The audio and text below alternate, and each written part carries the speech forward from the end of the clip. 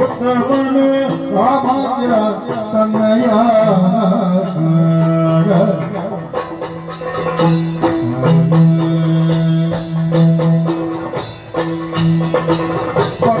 ಪತಿರತೆಯ ಮೇಳಗಳೀಗ ಇತ್ತ ಸುಖದಿಯೇ ಪತಿರತೆಯ ಮೇಳಗಳು ಇತ್ತ ಸುಖದಿಯೇ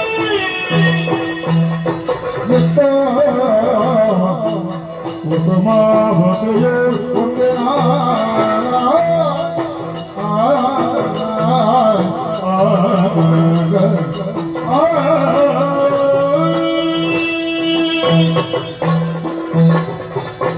ಪ್ರಾಣೇಶ್ವರಿ ನದಿ ಪರಮ ಪಾವನವಾಗಿ ಮೋಕ್ಷಧಾಮವಾಗಿ ಮೆರೀತಾ ಇದೆ ವೈಕುಂಠಲೋಕ. ನನ್ನಯ್ಯನ ಕ್ಷೇತ್ರ ಅನ್ನೋದರಲ್ಲಿ ಯಾವುದೇ ಅನುಮಾನವಿಲ್ಲ. ಸರಿ, ಒಂದೊಮ್ಮೆಗೆ ಮನೋಮಥನ ಮೂಲಕವಾಗಿ ಜನಿಸಿಕೊಂಡವ ಯಾರು ಎನ್ನುವ ಹಾಗೆ ಕೇಳಿದೆ ರಾಣಿಯೇ ಸರಿ. ರತಿ ತಂದೆಯ ಮೂಲಕವಾಗಿ ಮಕ್ಕಳಿಗೆ ಹೆಸರು ಬರುವುದು ಸಹಜ. ಆದರೆ ಮಕ್ಕಳ ಮೂಲಕವಾಗಿ ತಂದೆಯವರಿಗೆ ಹೆಸರು ಬರ್ತದೆ ಎನ್ನುವ ಹಾಗೆ ಕೇಳಿದೆ ಅದು ನನ್ನಂದಲೇ ಸರಿ. ಮನಸ್ಸಿಜ ಎನ್ನುವ ಹಾಗೆ ನನ್ನನ್ನು ಕರೆದರೂ ಕೂಡ ನನ್ನ ತಂದೆಯನ್ನು ಹೇಗೆ ಕರೆಯುತ್ತಾರೆ? ಮನಸ್ಸಿಜ ಪಿತ. ಹೌದು, ಅದು ಆ ಸಮಾಧಾನ ನಮಗಿದೆ. ಆದುದೆಂದರೆ ನಮ್ಮ ಈ ಕುಸುಮಾವತಿಯ ನಿರ್ಮಾಣವೇ ವಿಚಿತ್ರವಾಗಿದೆ. ಒಂದೊಮ್ಮೆಗೆ ಬಾಲ್ಯಾವಸ್ಥೆಯಲ್ಲಿ ಇರುತ್ತಿರುವಂತಹ ಸಮಯದಲ್ಲಿ ವಿದ್ಯೆಯನ್ನು ಕಲಿಯುವುದಕ್ಕೆ ಬೇಕಾಗಿ ಪರಮೇಶ್ವರನ ಸಾನ್ನಿಧ್ಯವನ್ನು ಸೇರಿಕೊಂಡವ ನಾನು.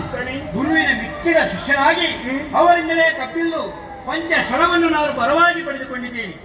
ಅದರ ಪ್ರಯೋಜನ ಏನು ಎನ್ನುವ ಹಾಗೆ ಯೋಚನೆ ಮಾಡಿದ್ರೆ ಲೋಕದಲ್ಲಿ ಯಾವನೇ ಆಗಲಿ ಒಂದು ಬಾಣವನ್ನು ಪ್ರಯೋಗಿಸಿದ ಪರಿಣಾಮ ಏನಾಗ್ತದೆ? ಒಂದಿದ್ದದ್ದು ಎರಡಾಗುತ್ತದೆ. ಆದರೆ ನಾನು ಬಾಣ ಪ್ರಯೋಗಿಸಿದೆ ಎರಡಿದ್ದದ್ದು ಒಂದಾಗುತ್ತದೆ. ಉತ್ತರ ಎಷ್ಟಾಗ್ತದೆ? ಮತ್ತೊಂದು ಮೂರು.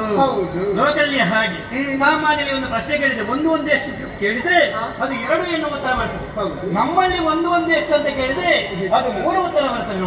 ಹೌದು, ನಾನು ಪ್ರಯೋಗಿಸಿದ ಬಾಣದಿಂದಾಗಿ ಅವರಲ್ಲಿ ವಿರಹಭೇದ ಉಂಟಾಗಿ ಸತಿಪತಿಯನ್ನು ಒಂದಾಗುವುದರ ಮೂಲಕವಾಗಿ ಮತ್ತೊಂದು ಸೃಷ್ಟಿಗೆ ಕಾರಣವಾಗ್ತದೆ. ಪ್ರತಿ ನಿನ್ನ ಜೀವನದ ಬಗ್ಗೆ ಕಲ್ಪಿಸಿದೆ ಅಮೋಘವಾದ್ಯ ಸರಿ. ಹಿಂದೆ ದಕ್ಷ ಪ್ರಜಾಪತಿ ಸತಿಯನ್ನು ಕಳೆದುಕೊಂಡೆ ಎನ್ನುವ ಕಾರಣಕ್ಕೆ ಬೇಕಾಗಿ ಅವಳಂತೆ ರೂಪವತಿಯಾಗಿರುವ ಮಗಳನ್ನು ಪಡೆಯಬೇಕೆನ್ನುವ ಕಾರಣಕ್ಕೆ ಬೇಕಾಗಿ ಯಾಗವನ್ನು ಮಾಡಿದ. ಆ ಮೂಲಕವಾಗಿ ನೀನು ಹುಟ್ಟಿಕೊಂಡು ಬಂದವಳು. ಮುಂದೆ ಏನು ಮಾಡುವುದು ಎನ್ನುವ ಹಾಗೆ ಯೋಚನೆ ಮಾಡುತ್ತಿರುವಂತಹ ಸಮಯದಲ್ಲಿ ನಾರದ ಮೂಲಕವಾಗಿ ನನ್ನ ವಿಚಾರ ನಿನ್ನ ಗಮನಕ್ಕೆ